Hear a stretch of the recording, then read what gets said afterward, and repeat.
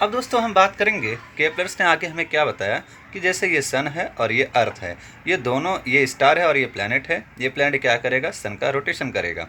इन दोनों के बीच में जो डिस्टेंस है उसको हम किससे इंडिकेट करेंगे, आर से। अब एक चीज़ और सीखेंगे हम, ये प्लैनेट्स सन का रोटेशन कर रहा है इलिप्टिकल ऑर्बिट में। जब ये इलिप्टिकल ऑर्बिट में रोटेशन कर रहा है तो अर्थ को सन का पूरा एक रोटेशन कंप्लीट करने में कुछ तो टाइम लगता होगा। तो जो टाइम लगता है पूरा सन के चारों तरफ एक चक्कर लगाने में, उसे हम कहेंगे टाइम पीरियड। तो आपको मालूम है दोस्तों कि हमारा अर्थ जो है सन का पूरा एक रोटेशन करने में टोटल 365 डेज लेता है। इसका ये मतलब हुआ कि अर्थ का जो रोटेशन टाइम है या टाइम पीरियड है वो कितना है, 365 डेज। उसी तरह से हमारा जो मून होता है वो अर्थ का चक्कर लगाता है। तो मून क्या है, अर्थ का पूरा एक चक्कर लगाने में 24 आवर्स लेता है। तो हम कह सकते हैं कि मून का जो टाइम पीरियड है वो कितना है, 24 आवर है। ठीक है दोस्तों, तो अभी हमको दो चीज़ें मालूम पड़ी। एक तो हमारा प्लैनेट जो है सन के चारों तरफ चक्कर लगाता है, लेकिन सर्कुलर ऑर्बिट में लगाता है क्या, नहीं। कौन से ऑर्बिट में लगाता है, इलिप्टिकल ऑर्बिट में। दूसरा हमने देखा कि हमारा जो सन और प्लैनेट के बीच का जो डिस्टेंस होता है उसको हम किससे इंडिकेट करते हैं, आर से इंडिकेट करते हैं। और तीसरी चीज़ हमने क्या देखा कि किसी भी प्लैनेट को सन का पूरा एक चक्कर लगाने में जो टाइम लगता है उसको हम क्या बोलते हैं, टाइम पीरियड। और टाइम पीरियड को किससे इंडिकेट किया जाता है, कैपिटल टी से इंडिकेट करो या स्मॉल टी से। ठीक है दोस्तों, अब हम आते हैं केपलर्स लॉ के बारे में। तो केपलर्स ने टोटल हमको 3 लॉस दिए थे, उन 3 लॉस के बारे में आज हम देखेंगे। तो केपलर का जो पहला लॉ है क्या है। अब दोस्तों एक चीज़ मैंने आपको नहीं बताया, वो एक चीज़ और जानना ज़रूरी है। दोस्तों आप जानते हैं कि केपलर्स ने हमें बताया कि हमारा जो प्लैनेट है वो सन के चारों ओर चक्कर लगा रहा है, लेकिन किस ऑर्बिट में, इलिप्टिकल ऑर्बिट में। अब दोस्तों आपको मालूम है कि अगर कोई भी ऑर्बिट सर्कुलर होगा, जैसे सर्कल है, तो सर्कल में एक ही सेंटर होता है। ठीक है दोस्तों, लेकिन जो हमारा इलिप्टिकल ऑर्बिट होता है, इलिप्टिकल ऑर्बिट में एक सेंटर नहीं होता। कितने सेंटर होते हैं, 2 सेंटर होते हैं। इलिप्टिकल ऑर्बिट में 2 सेंटर होते हैं और उन सेंटर को हम बोलते हैं फोकस।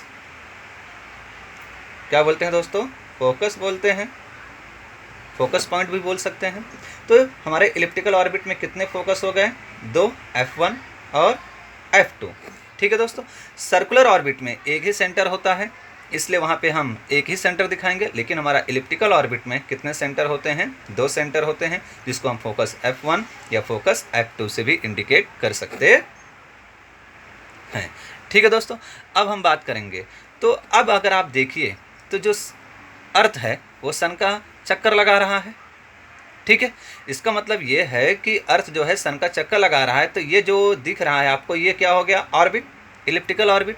और इस इलिप्टिकल ऑर्बिट में जो सन है वो क्या करेगा, इलिप्टिकल ऑर्बिट में 2 फोकस होते हैं। ठीक है, तो इन दोनों फोकस में से सन किसी एक ही फोकस पर होगा। दोनों फोकस पर हो सकता है क्या, नहीं, किसी एक ही फोकस पर होगा। ठीक है दोस्तों, और उन फोकस को अगर हम प्लूरल में बोले तो फोकाई भी कहते हैं। मतलब हमारे इलिप्टिकल ऑर्बिट में कितने फोकाई हैं, 2 हैं। ठीक है दोस्तों, अब हम बात करेंगे केपलर्स लॉ के बारे में। ठीक है, तो केपलर्स का 3 लॉ हैं, 3 लॉज हैं। तो उसमें जो फर्स्ट लॉ है, उस फर्स्ट लॉ को हम लॉ ऑफ ऑर्बिट भी बोल सकते हैं। क्या बोल सकते हैं, लॉ ऑफ ऑर्बिट भी बोल सकते हैं, क्योंकि उन्होंने जो अपने फर्स्ट लॉ में दिया है, उस फर्स्ट लॉ में उन्होंने ऑर्बिट के बारे में बताया है। तो क्या बताया है, जरा ध्यान से देखते हैं दोस्तों। The orbit of a planet is an ellipse with the sun at one of the foci. क्या बोला है केपलर्स ने अपने पहले लॉ में कि हमारा जो प्लैनेट है वो सन के चक्कर लगाता है, लेकिन जो चक्कर लगाने का ऑर्बिट होता है वो कैसा होता है, इलिप्टिकल होता है, इलिप्स होता है। अगर इलिप्स है तो उसमें 2 फोकस होंगे और उन 2 फोकस में से किसी एक फोकस पर सन सिचुएटेड होगा। तो वही लिखा है दोस्तों, द ऑर्बिट ऑफ प्लैनेट, जो प्लैनेट का ऑर्बिट है, इज एन इलिप्स, वो कैसा है, इलिप्स है, विद द सन, किसके चक्कर लगा रहा है? सन के चारों तरफ। लेकिन सन किसी दो फोकस में से किसी एक ही फोकस पर होगा। जैसे देखिए दोस्तों, ये हमारा अर्थ है, ये प्लैनेट है, ये क्या कर रहा है? सन का चक्कर लगा रहा है। लेकिन सन क्या है? इन दोनों फोकस में से किसी एक फोकस पर सिचुएटेड है दोस्तों। अब हम बात करेंगे सेकेंड लॉ के बारे में। तो सेकेंड लॉ क्या है दोस्तों? सेकेंड लॉ को लॉ ऑफ इक्वल एरिया भी बोल सकते हैं। क्या बोल सकते हैं? Law of equal area.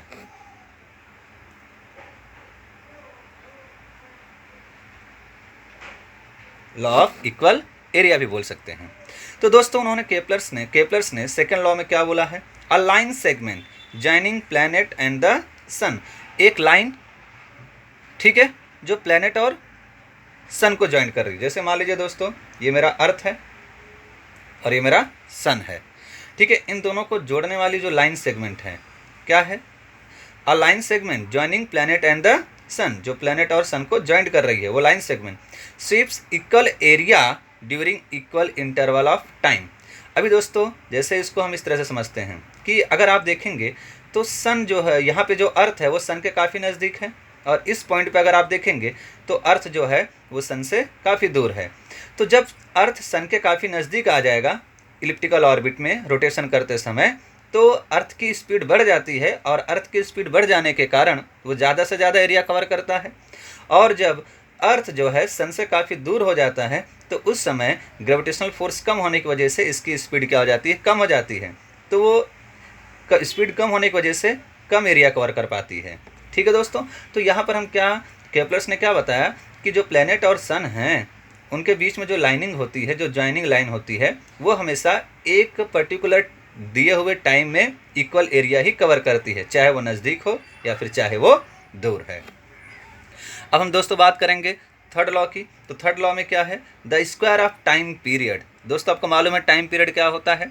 एक प्लैनेट को सन का एक रोटेशन कंप्लीट करने में जो टाइम लगता है, ठीक है, अगर हम उसका स्क्वायर ले लें, टाइम पीरियड का स्क्वायर ले लें, तो क्या है? वो डायरेक्टली प्रोपोर्शनल हो जाएगा cube of distance between the sun and planet. जैसे मान लीजिए दोस्तों, ये हमारा सन है और ये हमारा अर्थ है, ठीक है। तो अभी देखिए, अर्थ जो है प्लैनेट है, वो सन का एक चक्कर लगाया, सन का क्या लगाया? एक चक्कर लगाया। तो एक चक्कर लगाने में उसे टाइम कितना लगा? मान लीजिए टाइम पीरियड कितना हुआ? टी। उसका जो स्क्वायर है वो क्या हो जाएगा?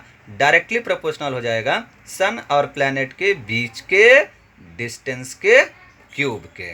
तो इन दोनों के बीच का डिस्टेंस क्या है? आर, उसके क्यूब के। देखो दोस्तों वही लिखा है, the square of time period of a planet, the square of time period, time period है प्लैनेट का, ठीक है, is directly proportional. Directly proportional symbol है to the square cube of, cube of, तो देखो यहाँ पे cube of distance between them. तो दोस्तों ये तीन लॉ हैं जिसे आपको याद रखना पड़ेगा और बहुत ही ईजी है, ठीक है दोस्तों। तो आज हम केपलर्स लॉ के बारे में समझेंगे। अब इसमें एक चीज़ और है दोस्तों, तो जो केपलर्स का थर्ड लॉ है, इसी थर्ड लॉ का यूज करके न्यूटन्स ने लॉ ऑफ ग्रेविटेशन को डिफाइन किया। तो हम कह सकते हैं कि न्यूटन ने जो लॉ ऑफ ग्रेविटेशन बनाया है, तो उन्होंने किसके लॉस को यूज़ किया है? उन्होंने केपलर्स के थर्ड लॉस को यूज़ किया हुआ है, ठीक है दोस्तों।